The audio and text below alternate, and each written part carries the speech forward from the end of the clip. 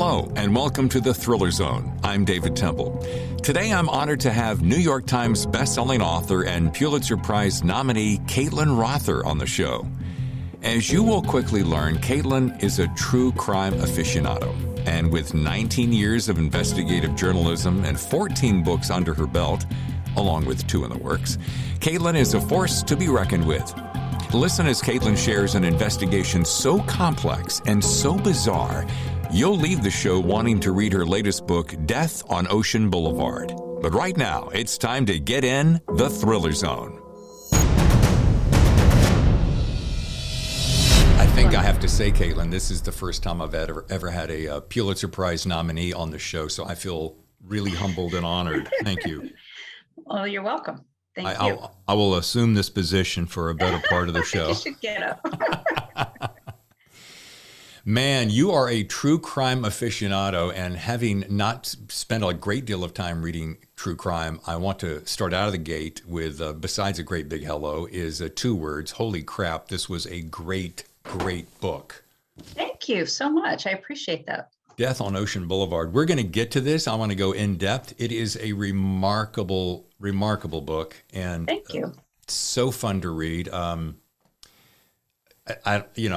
This is the child in me. I went right to the photographs first. A lot of people do that. Baby, they got pretty pictures. No, but it's a great book, and I want to chat about all your credentials and all that. But I wanted to start here because I've never hung out with an investigative reporter, so I wanted to say, having worked for newspapers for 19 years, what was that kind of background like for you? And it's a bit of a dying breed in some ways for sadly. Today, sadly indeed. Yeah, it was a great foundation for writing books. So, I quit my newspaper job to write books full time once I got my second book contract. But I had to plan it all out very carefully, like lining up planes on a runway to make sure that I had money coming in, because, when you're just starting out, you have high hopes and dreams of making this big blockbuster book that'll go to movies. And okay, so I'm on just finishing 14 now. That's number 14 that you've got there. And I'm working on 15 and 16 right now. And, you always hope that the book's going to be a big breakthrough. And this one actually had the most anticipation and the most excitement from all the readers. But because of COVID, we had the slow delay in the rollout. But anyway, to answer your question, I wouldn't be where I am without having that newspaper background. I had to learn my craft. And that, I'm also a writing coach. I've taught writing for 10 years also at UCSD Extension and San Diego Writers Inc. And basically what I tell my students and my clients is, if you don't learn your craft, you don't learn this overnight. People want an easy answer. They want an easy fix. You have to know what you're doing. And it's not just writing, it's also the research. So, I've been writing my whole life, but my newspaper background taught me how to research. And so you don't start out as an investigative reporter. In fact, if you use that term, your editors will slap you down because you don't really know what you're doing yet. So not every reporter is an investigative reporter. Hopefully they learn how to be, but it's a skill and it's an acquired skill. And you have to have a certain makeup to your personality and a certain intelligence and a certain, analytical thinking. And you need to be able to know where to go to find the information. And that's something you have to learn. You don't just know those things. So 19 years as a newspaper reporter. I left as an investigative reporter.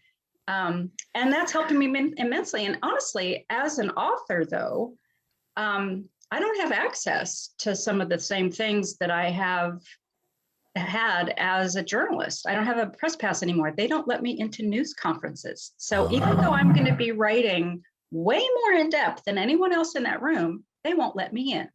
And speaking of some of the biggest, Not only in investigative reporting, not only experience, but I mean, only the biggest papers in the country: L.A. Times, Chicago Trib, Washington Post, Boston Globe. I mean, these were not little mom and pop papers. So I would imagine cutting your teeth in that kind of heady, competitive environment, not only did it put you in a league with few others, but it forced you to sharpen your skills probably faster and more sharply than anywhere else, wouldn't that? Well, I have a scene that comes to mind when you mention that. I was the nighttime reporter at the Los Angeles Daily News when Michael Jackson's molestation charges, the news of that broke. And there was only one reporter in the room at night at the Daily News, and that was me. Wow. So I drove down to Parker Center, and they had the news conference in this giant auditorium, and it was packed with people and cameras. But then the next day there was a news conference in one of the lawyers' offices, and it was literally wall to wall, cameras and tripods. I mistakenly wore a white dress. I had to sit on the floor. There was some guy with his tripod leg in my purse. They don't care. They're pushing, they're shoving, especially the men. Anyway, so yeah, I definitely cut my teeth on some of these crime cases, even as a reporter at a newspaper. So I wasn't a crime reporter at the newspaper. I actually covered mostly government and politics for a lot of my career. But yeah, I definitely like to do the crime stuff on the weekends. When I was on a rotating shift, I'd always ask for the cop beat, because you get a murder on a Saturday, and it's not like I was waiting for murders to happen, but I really did cut my teeth at the newspaper covering this stuff. Yeah, it's so funny. It's like you're reading my notes ahead of me. And when I thought about Washington Post, and I hope this isn't a trite reference for you, but one of my favorite movies of all time, I really literally have lost count the number of times I've seen it, but All the President's Men. Definitely. Love that. In my opinion, probably Redford's best performance. But I'd love to know how close to the world that we saw there, because they spent so much time and attention to detail to crafting that world. How close to that world is the world you lived in? Well, that was a huge national story. Mm-hmm. And so that's something different. I mean, you'd have to, I did work for the LA Times, but I was a full-time freelancer. So I never got a giant story like that at the LA Times.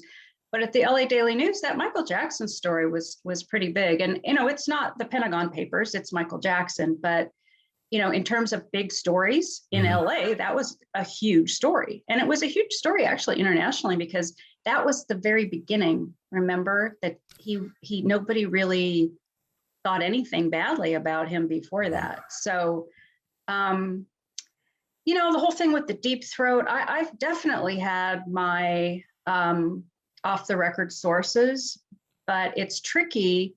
That's a really tricky situation to be in. Sure. Because, and the Washington Post is a different type of paper than papers that I've worked at, because, for example, the San Diego Union Tribune, they didn't want you to use off the record sources or anonymous sources. They really, really tried to push for people to give their names, because when you're covering local government, there's a lot of this stuff where people want to just say stuff about their opponent or about somebody who they want to be in office, and they don't want to use their name because it's part of the power structure to hide behind the campaign disclosures that don't have their name on. I mean, there's a lot of stuff that goes on behind the scenes. And so that's the kind of stuff that I covered. I did cover politics. And so there was a lot of stuff that I had to do, and I was trying to expose that stuff. So no, I didn't have giant, national stories, but on a local level or on a regional level, I did have some big stories. And I also covered some things that I thought were very important to me personally and to the readers. And the thing about working for a newspaper, I went into it with an ideological viewpoint. I think a lot of reporters do. You want to change the world. You want to expose wrongdoing. You want to show the voters and the readers, what your elected officials are doing wrong, because you want them to vote for people who do something right. And it's so idealistic, but look where we are, you know, I mean, oh my God, you know, so I wish it were more like that. But when you know, the Washington Post, I haven't worked at the Washington Post. I haven't worked at the New York Times. I had an interview there, which was great, just getting in the door. Yeah. But I think they probably run things a little differently, but even they have scandals and pushback. So there's a lot of politics actually in the newsroom. And there's a lot of editors that don't want certain things in the paper because they're scared. You know, it's very political, actually, covering politics. And sometimes the politics are more in your own newsroom, in your own organization, than they are in the community. So you have to fight that too. So that's a hard question to answer, because that's a different type of paper. It's a different level from the kind of paper I was working at. Do you think in our lifetime that they're going to ever fully disappear? I often wonder that. I sure hope not. I mean, you know, unfortunately, I get my newspapers on my phone. I never, ever, ever wanted to read anything on my phone before, but, you know, I can't afford the prices, and I don't want all that paper stacking up in my house. And I used to laugh at when people said that to me. Well, I don't have enough time. You know, I spend hours, literally hours, reading the news every day, which is more than I did before. But there's so much going on right now, and I really feel like I need to know what's going on and how to protect my life from COVID, and what the stats are, and what risks do I want to take. So I literally read more news today than I ever have.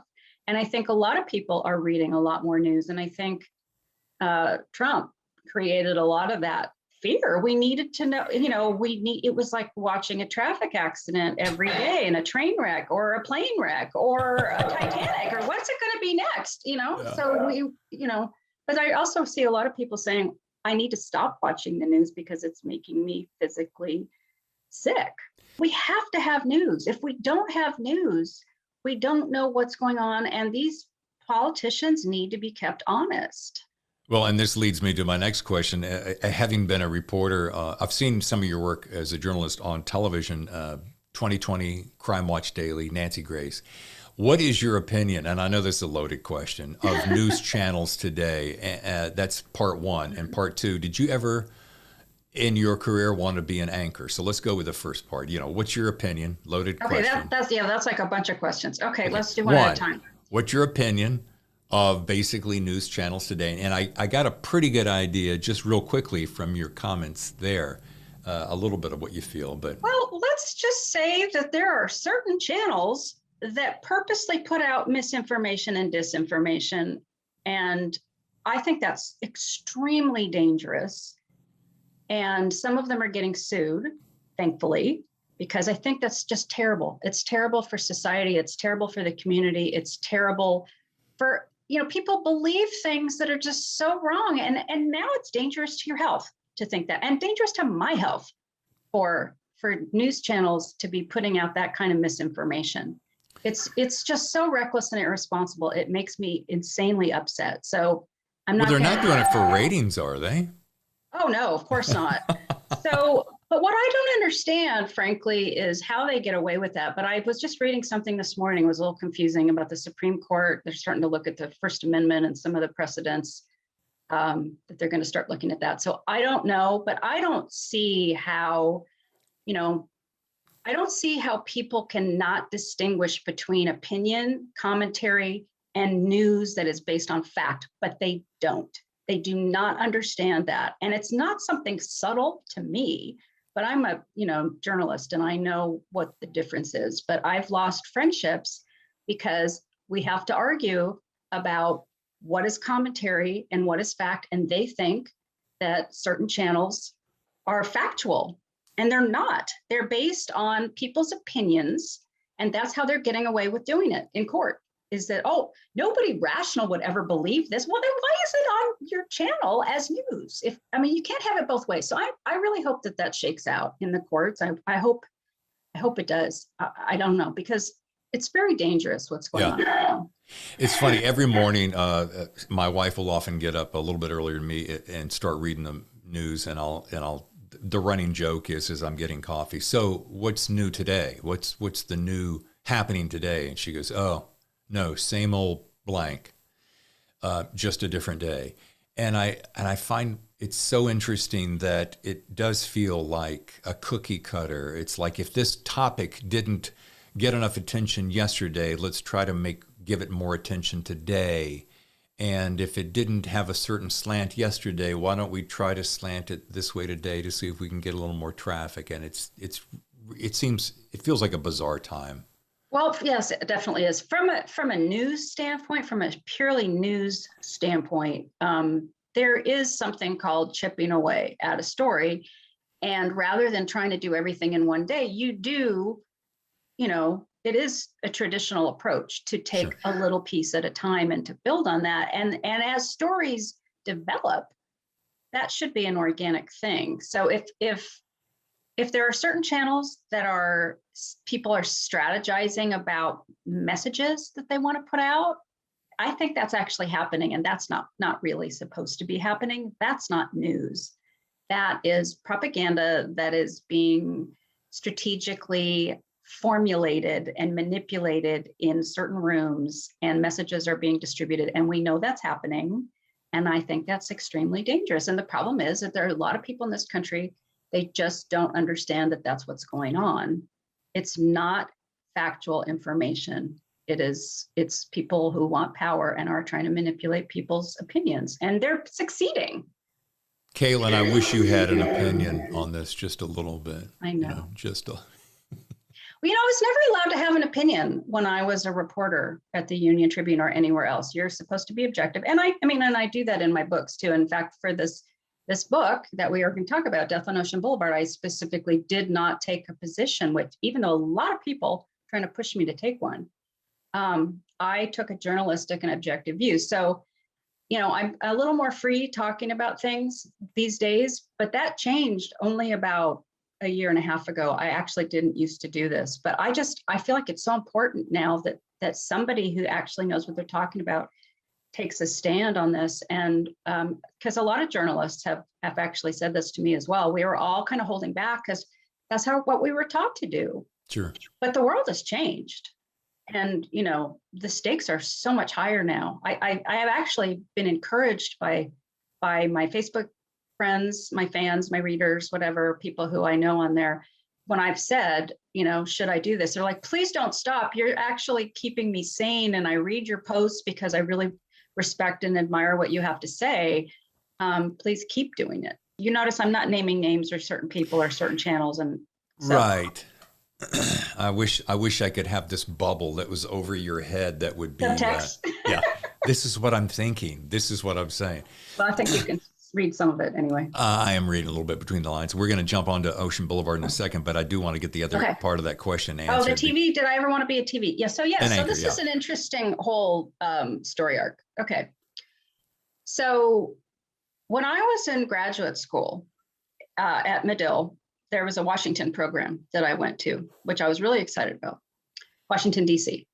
Because I've always kind of been interested in that sort of thing. And I thought, wow, Washington, D.C., that's so cool.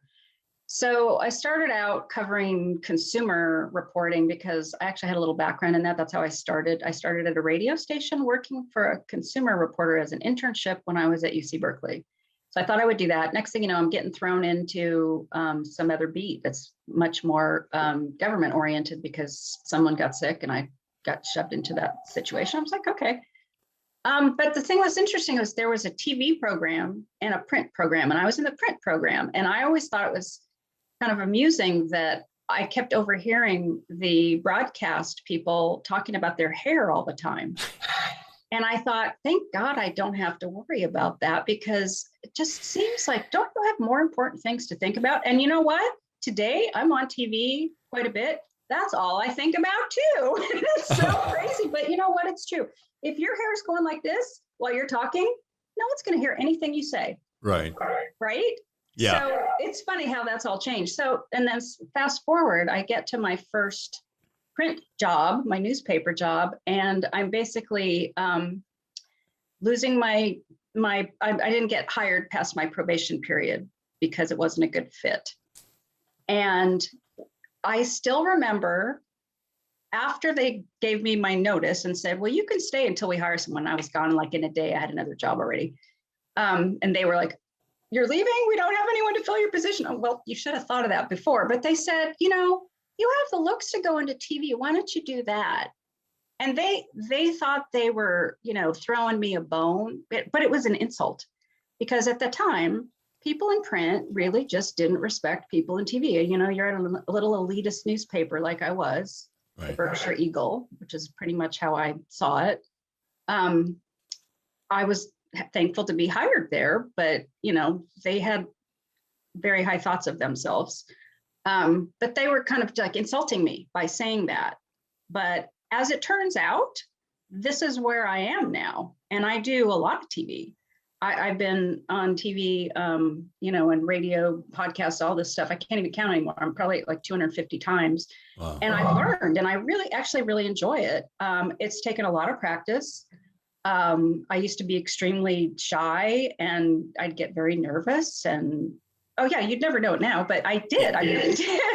So, I've learned and I find that I have actually a lot more in common now with the TV producers and reporters that work in my community than I do sometimes with the print people, because it's actually hard to do a good job on TV and boil everything down to a small number of words and really have a dynamic delivery. And there's a lot to think about, but it's very important because a lot of people watch TV. That's where a lot of people get their news.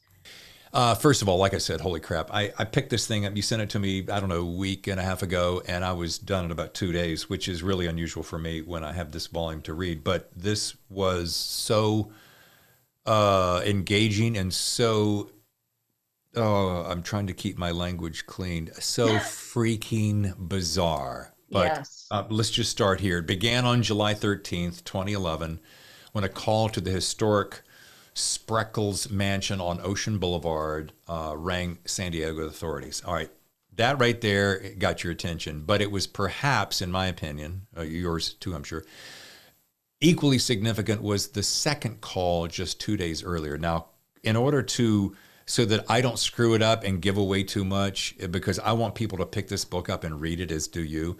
But can you give us like a little synopsis that gives us the gist of the story without giving away too much? Sure. I've done it many times in the last few months. So, sure.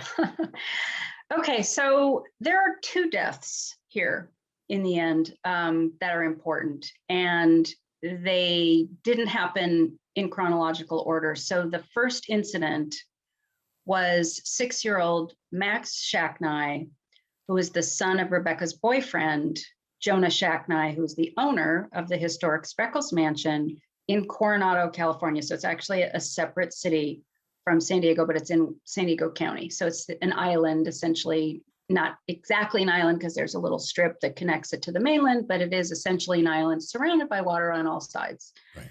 So Rebecca Zahau is 32 years old, and she is taking care of Max.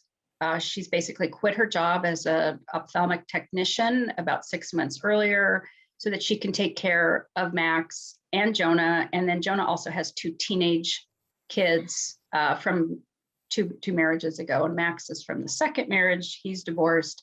He's been with Rebecca for about a couple of years. So Rebecca's sister flew in to visit for about a month, and she's 13. And so she's in the house, Max is in the house, Jonah is at the gym, and Rebecca is downstairs using the bathroom when she hears a crash. And the dog is barking. She comes out, she finds little Max lying on the floor, surrounded by pieces of broken glass, a glass chandelier that had been hanging on the second story ceiling, so it's a big open alcove. There's a razor scooter and a soccer ball. So she goes over to Max. Max is not breathing. His heart isn't beating. She yells up to her sister, call 911. So the sister can't find the phone initially. She's running around looking for it. She gets 911 on the phone, and they played this 911 call in the courtroom. It was the first time I'd heard it. It was a very strange call, but Rebecca is basically calling out instructions and directions to the dispatcher because there's a language problem and they're not understanding, is it a girl, is it a boy, is she the mother, is she not, anyway. So basically, in between those, she tells Jonah later that she had been trying to give Max CPR. So the ambulance comes, Jonah runs back from the gym because Rebecca calls him and lets him hear what's going on. And as he gets home, the little boy's being loaded into the ambulance.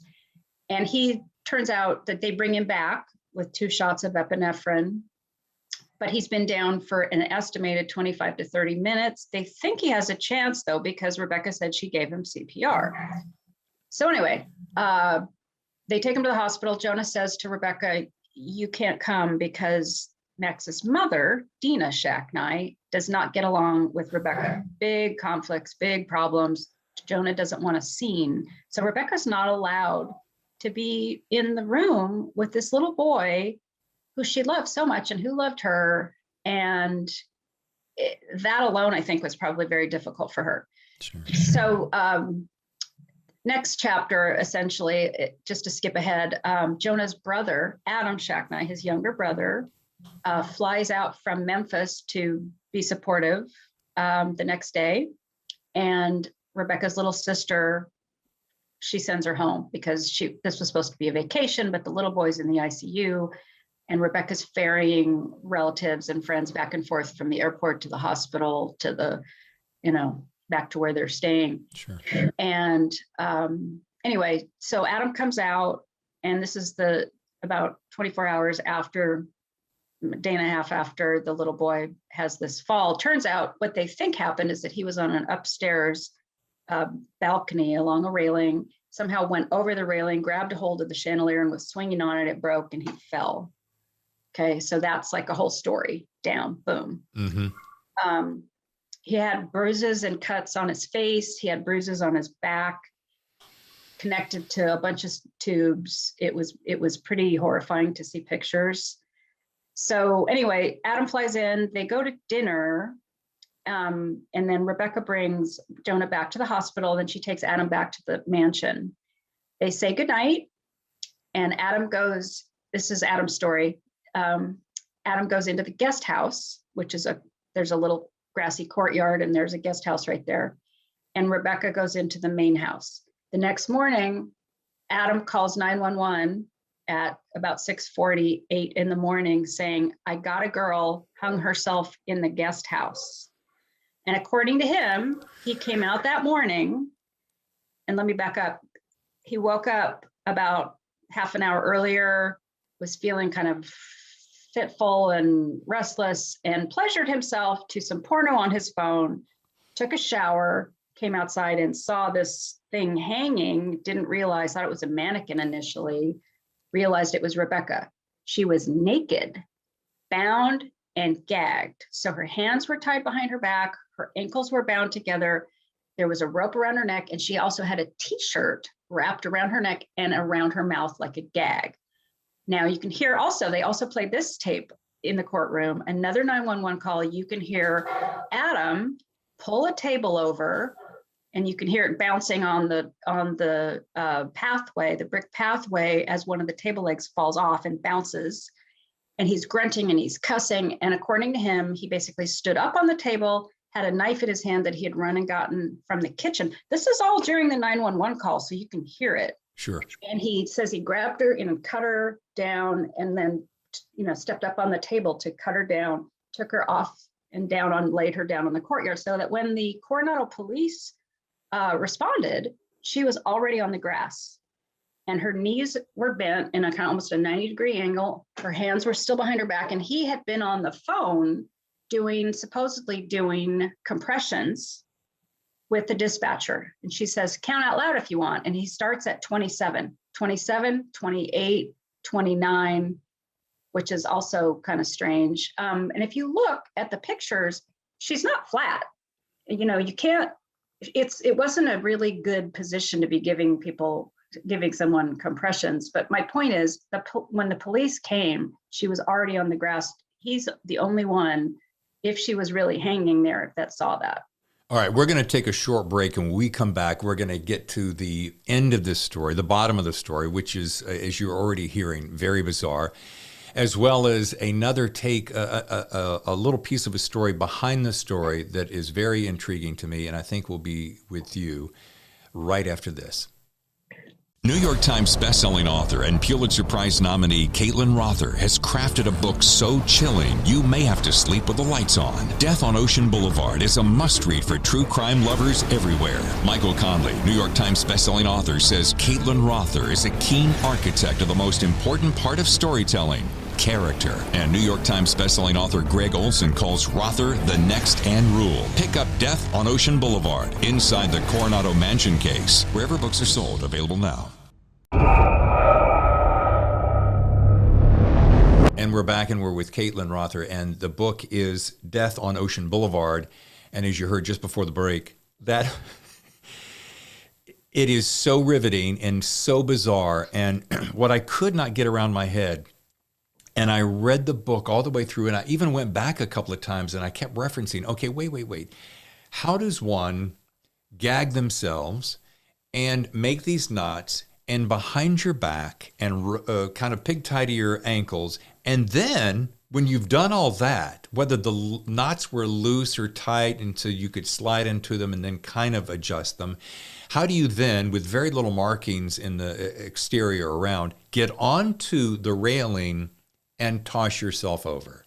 All good questions. Yeah. According to the sheriff's department, they made a video. They had a female deputy basically imitate the knots that they said they saw on her wrists, and she tied it in front of her, slipped her wrist out, put it behind her, slipped her wrist back in, and then you can see there is a piece of rope that's coming out of Rebecca's hands. It's a slip knot to tighten it. Okay. So in order for one of these, and they were all slip knots, so around her neck and around her, so in order to tighten them to make this work, because you have to, if you don't do a slip knot properly and you try to hang yourself, it doesn't work. So Anyway, I learned a lot about knots and knot tying during this trial.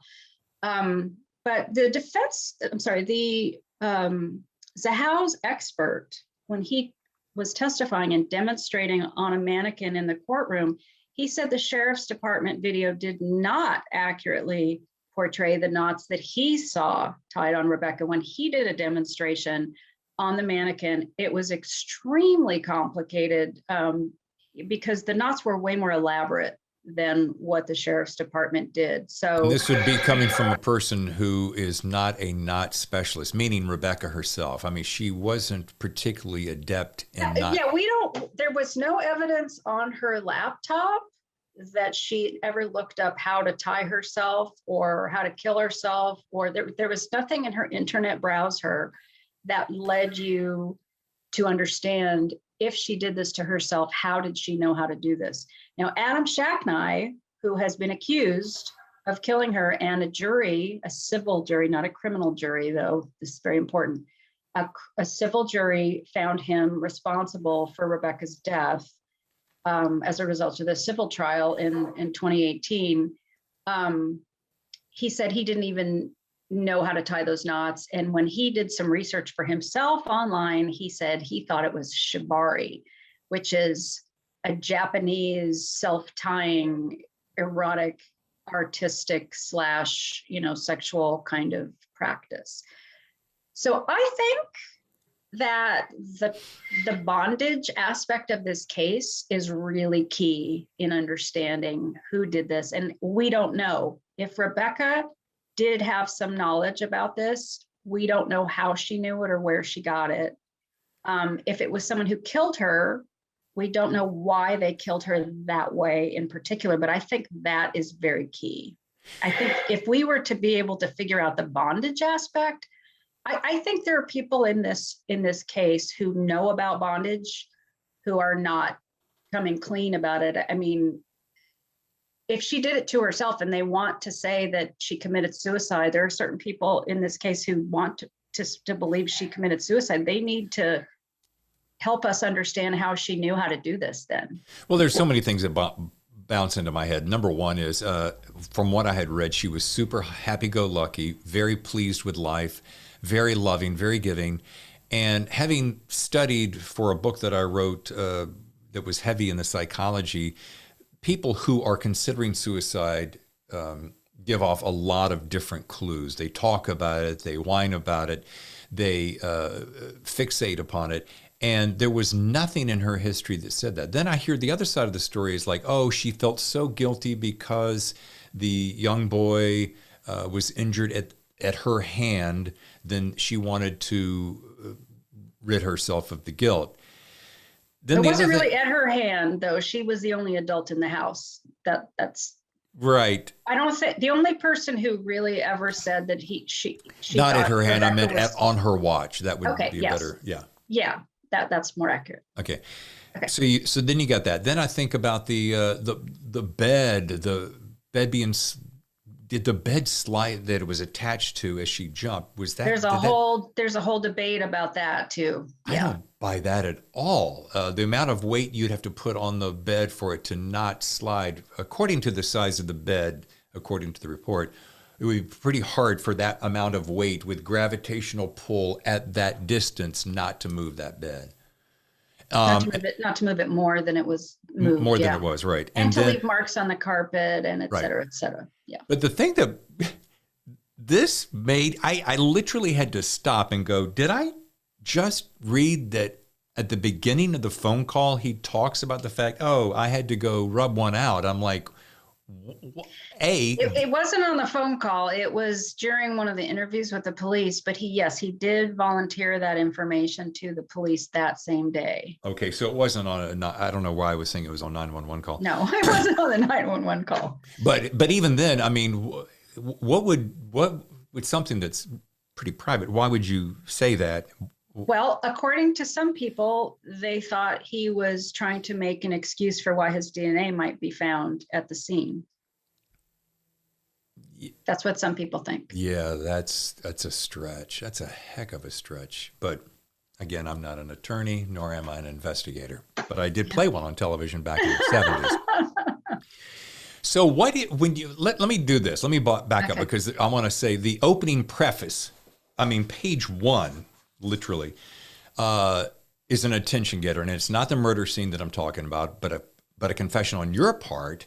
And would you share with my audience why this story intrigued you so much? Because it starts there in about 4 paragraphs. And I'm like, wow. Yeah. Okay, so I'm going to show this. Okay. Secrets, Lies. This is a very short but very powerful memoir that took me 19 years to write. This is me, and this is my husband. Secrets, Lies, and Shoelaces. Got it. This is our wedding picture, and it was taken at the county administration building where we got married. My husband was an alcoholic, which I didn't know when I married him. While we were in marriage counseling, our marriage counselor diagnosed him as having borderline personality disorder, which I certainly didn't know when I married him. And she made it even more difficult for me because she said, and you can't tell him, which I'm sure violated all kinds of weird, laws and ethics. But you can't tell him that you know. Or that, no, she didn't tell him either. She didn't tell him because she said he feels so broken already. I don't think it would help him to have another label. He'll just feel more hopeless and more helpless, which I did understand. But my only point is, he was diagnosed with that. So what was really, I didn't know this when the case first broke, but let me just finish that. Mm-hmm. He went into, he had to go into rehab because he got arrested for shoplifting while he was at a professional investment conference. He was the chief investment officer for the San Diego County Investment Fund, the retirement fund. And that's how I met him. I met him when I was reporting. I covered the county retirement board. That's how I met him. So anyway, he was very good at his job, but I could tell that he had secrets. I just didn't know what they were. So I got to know him. Very sweet, generous man, loved me more than anyone probably ever has or ever will. but he was a broken and sick person, and I just didn't realize it until after we were married. And, it was just a very roller coaster marriage. It was very difficult. There were a lot of lies, a lot of secrets, and, he was an alcoholic, and he was this pretty advanced alcoholic. I was his third wife. But basically he would make up these stories, but I didn't know that at the time. So, and he would cry and convince me that they were true. And so anyway, the marriage came to an end. He started drinking again after being sober for a year. And I just said, I can't do this anymore. We're done. Because I had told him, you drink one more time and we're done. I just can't do this anymore. Because there was, he picked up a gun at one point. I'm sorry, not a gun. He had guns in the house, and I was at work, and he threatened to shoot himself over the phone, not directly, but indirectly. While I was in the newsroom, and I had 2 calls on the line going with the 911 operator trying to get someone over there. Anyway, it was bad. And then he went into rehab and a program, and we lived separately. Finally got, I let him come back, and he started drinking, again, and picked up a bat. I had to call 911 again. I was actually there that time. So I just had had enough by the time he started drinking again. I said, you got to go. So he went down to Mexico, and he called me, and I still was concerned about him and, how he was doing, because he was a mess. His brain chemistry was all over the place. He had been on a couple different antidepressants, and one of them made him much worse. Sometimes that happens, it's just the wrong mix for your brain. And I said, you got to get off that and go get a different one, because I was scared of him. And so anyway, he had to go, went down to Mexico. He called me, and I said, are you feeling like you want to hurt yourself? Because we had talked about this before, and he'd been threatening to commit suicide before. And apparently all the way back to his first marriage, I later learned that this was a thing that he did. It was very manipulative, but that's what he did. And he said, not right now. And then within a couple days, I woke up feeling this really horrible, heavy dread. And I just knew that something had happened to him. And I was talking on the phone. I was in bed. I was just not feeling well. It was in my body. I was like, ugh. And I got a call 10 minutes after I was telling a friend, he's either in the hospital, in a ditch, or he's dead. I just knew it. And I got a call, and that pretty much, his body was found in a motel room in Mexico, and he had hung himself. So obviously this case was very haunting for me. And I really wanted to find out what happened, because her family was just so absolutely adamant that she did not kill herself. Now, I knew it was coming with my husband. There was no mental illness diagnosis with Rebecca. She, to her family, seemed happy and strong and very athletic, and but there was another side to her. And so as I got into this story, the longer I was reporting on it, the more I learned.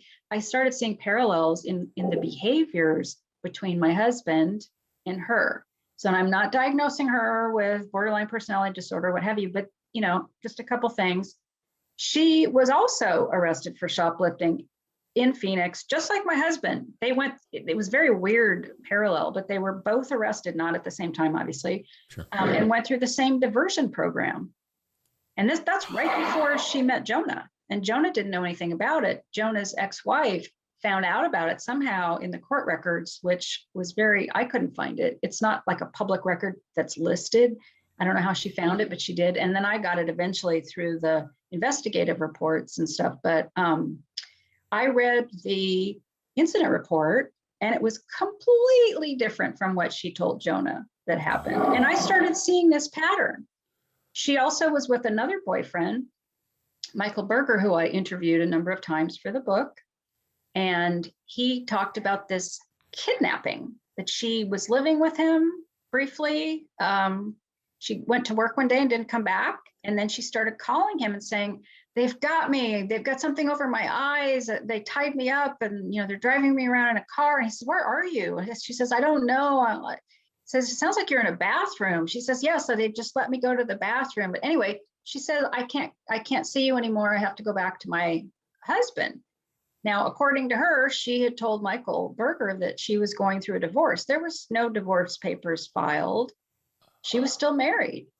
So, there's this starting to be this pattern of behavior that seems similar in terms of telling people completely contradictory stories. Obviously some of them are not true. And the crying, Michael Berger said he was absolutely convinced that she was scared for her life. And my husband did the same thing.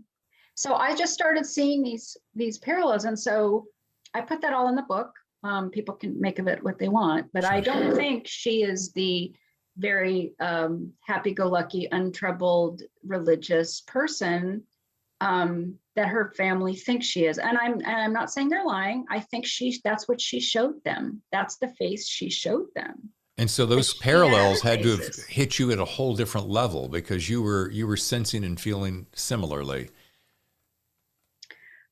Well, it took me 19 years to write this. Yeah. Because it was very difficult. So I actually did all that processing before I had to write this book. But when I was at the trial, yeah, it definitely hit me while I was listening to the psychiatrist testify for the defense about all the risk factors that he saw that made him believe that Rebecca committed suicide.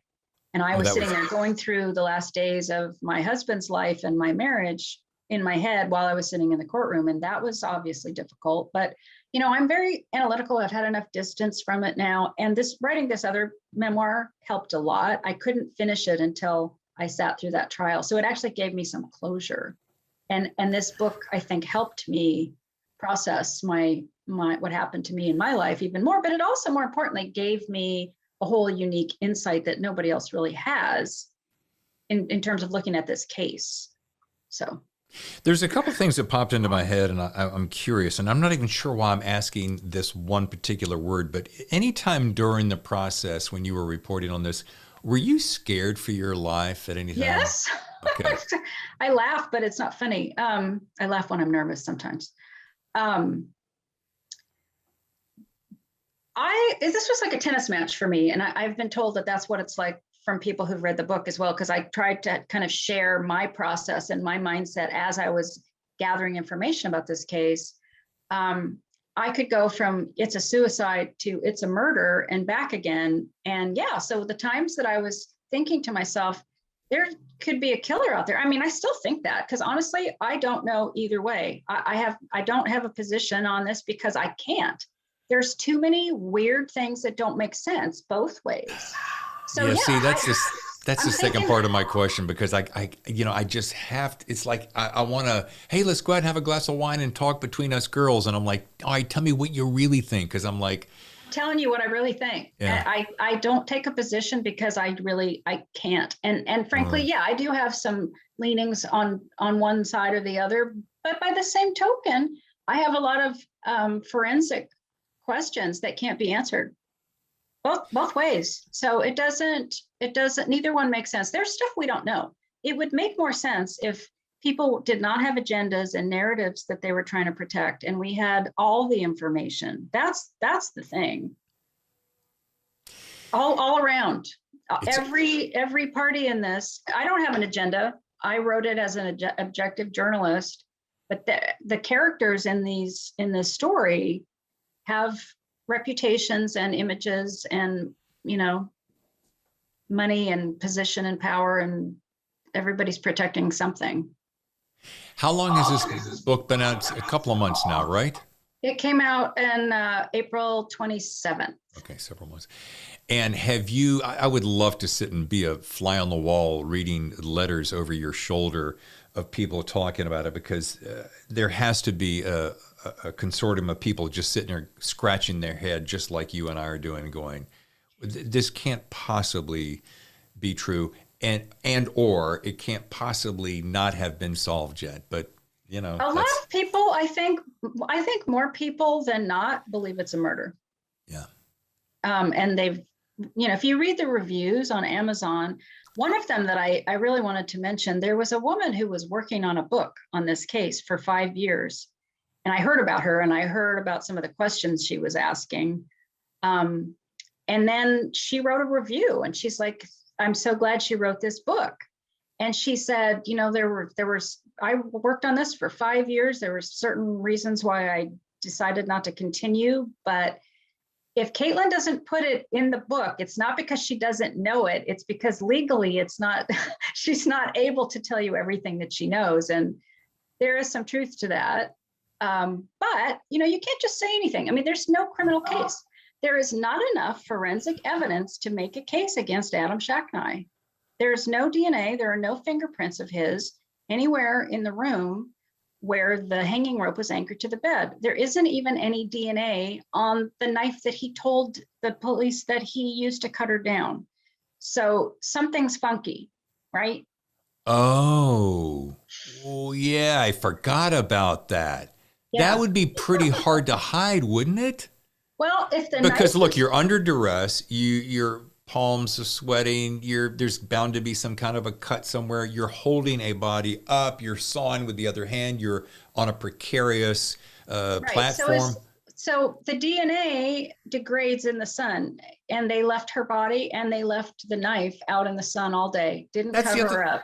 That's another thing I understand. Weren't there helicopters flying over for quite some time, and she wasn't removed for an inordinate amount of time? What sense does that make? It was about 12 hours before the medical examiner got there. And they did not cover her with a tent or anything. And they could have without touching the body, So, there were issues with the way the investigation was conducted. And the Zahows, rightfully so, have some issues with that. And they've sued the sheriff's department. This is still pending. So this is still an ongoing case. They have sued the sheriff's department and Sheriff Gore to try to get more documents and more information about the investigation and I'm really interested to see what happens with that. The next 10 years later is in October. Yeah. That's mind-boggling to me. So it's ongoing. Yeah. It's still going. Wow. I would like for this case to be reopened and for some of these questions to be answered. Unfortunately, though, the time has passed for some of these questions to be answered. I mean, they should have gotten Adam's phone. They should have looked at his phone to at least back up his story. There's just things that they didn't do and that they can't go back and do now. And so I don't know if they do reopen the criminal case. One of the people who's running for sheriff, he ran against the sheriff in the last election, Dave Myers. He said he would reopen this as a criminal case if he was elected, and he only narrowly lost to Sheriff Gore. Sheriff Gore has announced he's going to be retiring. He's not running again. And Dave Myers told me publicly on Twitter that if he is elected this time around, he is going to reopen this criminal case. I really would like to see some more work done and just to get to some of these questions answered. Well, let me see if I can figure out an author, Pulitzer Prize nominee author, who might be front and center, maybe on the very front row, reopening her own case. Who could that be? I'm still following it, so it's never closed. My case is never closed, if that's what you want to call it. But yeah, I'm still following it. I'm getting emails from people telling me things that I wish I'd known before, although some of it I don't think I could ever print because people don't want to get sued. But yeah, there's more information and it's still coming to me as we speak. All right. In the interest of being respectful of your time, I want to start winding things down a little bit, but I do want to mention once again, Death on Ocean Boulevard by Caitlin Rother, and it is inside the Coronado Mansion case. It's a great read. Thank you so much. Yes, I do want to say I'm a big fan of great titles and cool character names. Now, this is coming from a fictional mind, but I love great character names. And when I'm going to run down a list of your other titles that you've written. Dead Reckoning, Hunting Charles Manson, Secrets, Lies, and Shoelaces, which we just saw. Love Gone Wrong, Then No One Can Have Her. Naked Addiction. I'll Take Care of You. Lost Girls. Poisoned Love. Body Parts. Twisted Triangle. Deadly Devotion. And My Life Defeated. Deleted. Deleted. Yeah, that was I love every one of those. And Thank you. I also noticed on the cover of this book, Greg Olson calls you the next Anne Rule. How does that make you feel? Pretty good. Yeah. Because when I go to the bookstore, well, not so much anymore. She's passed away, but in the older days, there would be an entire shelf of Anne Rule, and there'd be like, a couple of my books, because we're next to each other in the alphabet. Oh, yeah. It was really nice, though. Her son reached out to me on Facebook recently and just introduced himself. I thought that was really nice. That's he says, so my nice. mom was Anne Rule. I'm like, oh, wow, that's so cool. She had what, 35, I want to say? 30? A lot of books. Yeah. I don't know. She also wrote books where she would have just a collection of stories. And she actually wrote one about this case before she died. And it was before the civil trial. So, but she clearly thought Adam did it. You could tell. I've only had one other true crime novelist on or writer on my show, and that was Susie Spencer, who I think teed me up to you. Yeah. Susie has teed me up to so many people. She's a wonderful gal. She's great. Yeah. And I asked her, I said, Susie, having been around this, and I thought about this when I was reading your titles, when you've been around this much, let's just call it the dark side of humanity. You've been around it for so long, seen so much. You were privy to so much audio and video in this particular case. I can't even fathom. And you've made a couple of references. And I thought, as I was reading this, I'm like, I know that she has to be terrified and or suffering some kind of nightmare. So my question is, how has this affected you in this 19-year career, whether it was more toward the end or now? How has it affected you? And let's go there. Well, okay. If you ask that question to a homicide detective, he'd probably give you the same answer. And that is, you have to disconnect yourself from the material or you couldn't do it. You have to get some distance from it or you couldn't do your job. So, I mean, I purposely, though, don't choose cases that I can't stomach. So that's the first thing. You got to make some intelligent choices. For the book that's called Body Parts, which was not my title, by the way, that was the publisher. I didn't like that title because it's so graphic. I mean, I try to be respectful and sensitive to the victims' families. Sure.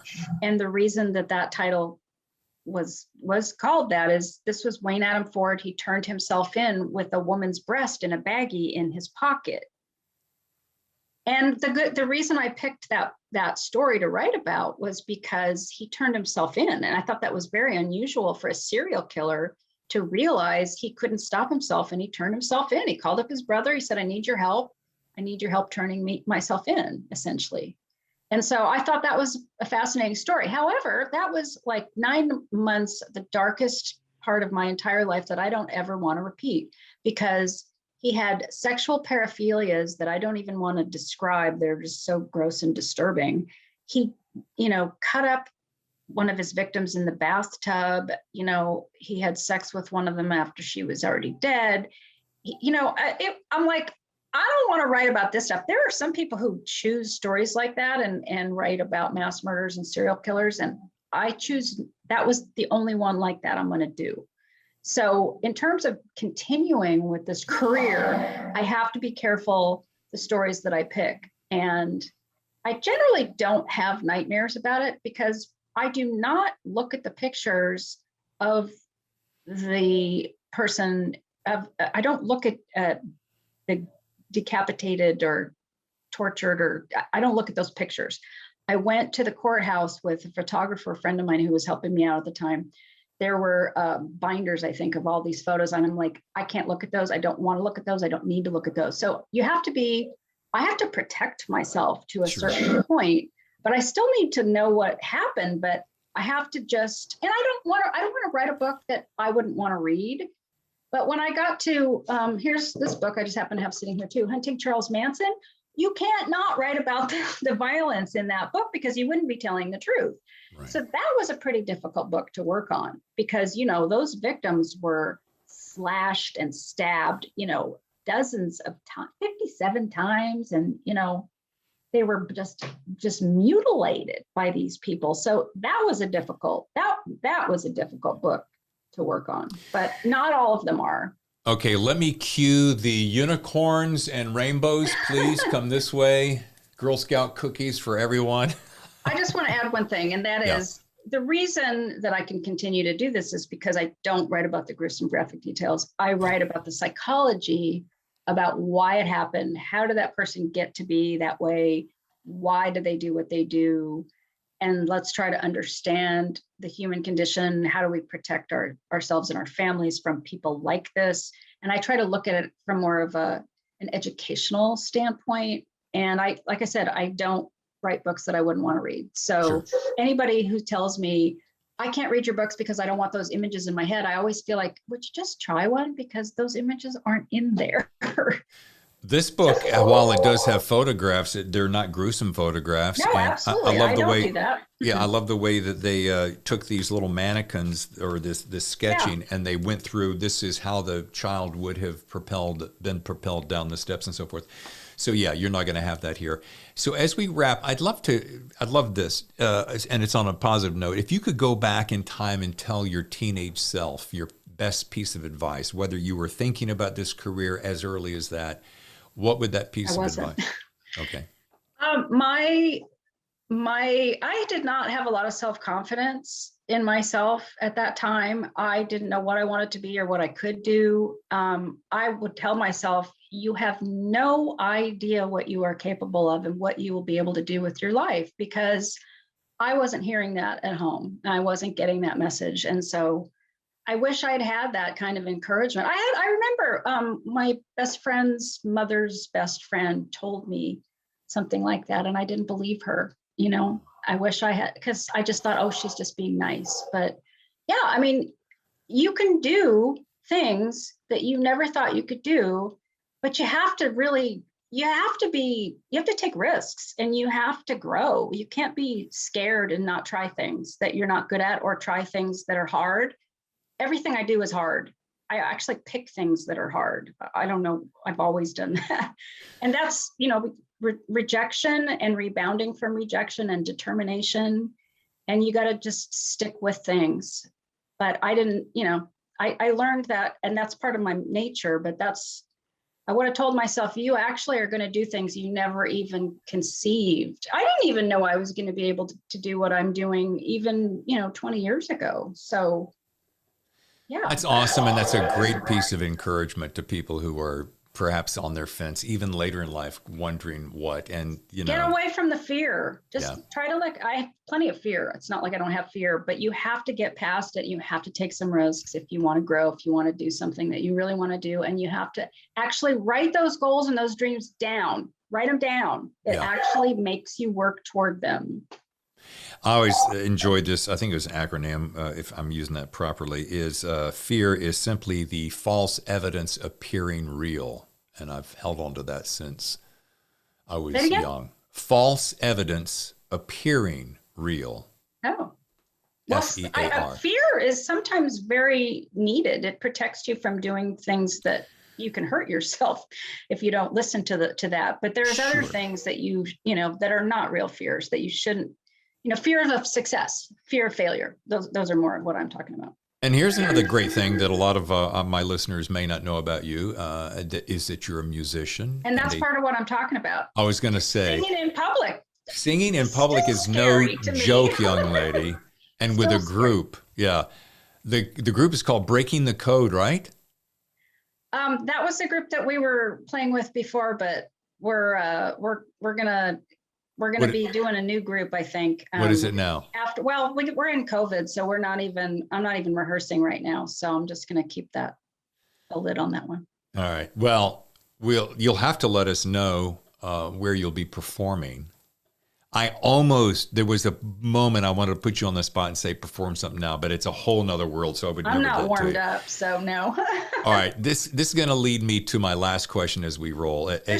There's some of me singing online if you really look for it. I spent quite a bit of time on SoundCloud. I'll admit it. I'm a stalker. So you've been, here's the dream. You've been booked to perform. let's use this. Okay. With the artist of your dream, who would that be and where would you two perform? Oh my God. Yes. I have no idea. Take your time. I'm not capable of having that because I don't have enough confidence in I'm still working on it. Let's pretend you have the confidence. Let's Oh pretend my God. it's don't you know. and me. You're just one of your favorite artists. That's such a hard question. You should have sent that one to me in advance. I can't come up with, that's not an over the transom thing. Yeah. But I love Bonnie Raitt. So. I stood next to her in a I sing a lot of Bonnie Raitt. So. Love Bonnie Raitt. Not as well as her, obviously. But. Oh, don't be too hard on yourself. Ladies and gentlemen, the book is Death on Ocean Boulevard. Caitlin Rother, it has been delightful. I knew this was going to be delightful, and it thank you. It was delightful. Thank you. Thank you so much for being here. And I hope you get to the bottom of this case. I'm trying. I'm really trying. But like I said, some people need to stop holding on to some secrets, whoever those people may be. I don't even know necessarily, so I'm not saying I know who they are, but. Well, thank you again. You're welcome. Thanks to Caitlin Rother for the gift of her time on today's podcast. And trust me, folks, if you enjoy true crime, you'll enjoy Death on Ocean Boulevard. Now, please make plans to join me next Friday when my special guest will be the superstar writing duo of Andrews Wilson. Brian Andrews and Jeffrey Wilson are the authors of Tier 1, Sons of Valor, and their latest, Dark Intercept, arrives September 7th. Until next time, please share this show with your friends and tell them to join you in The Thriller Zone.